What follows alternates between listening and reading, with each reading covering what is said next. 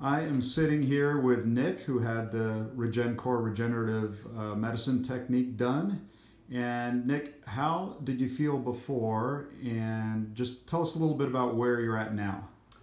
Okay, well, before was I was about to actually look at knee replacements for both knees, and I was talking to surgeons to do that because I'd gone through 4 surgeries, 2 on each knee for meniscus repairs, ACL.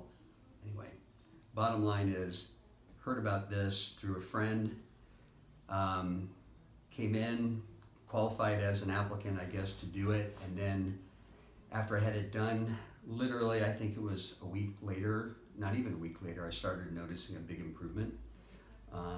It's been about 10 weeks now, and it's been completely life-changing.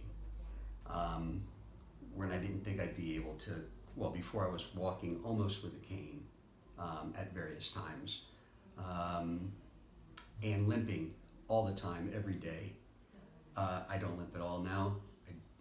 I would say most days are pain-free. I do a lot of exercise and work. I work on ladders and in construction projects, and it's been a life changer.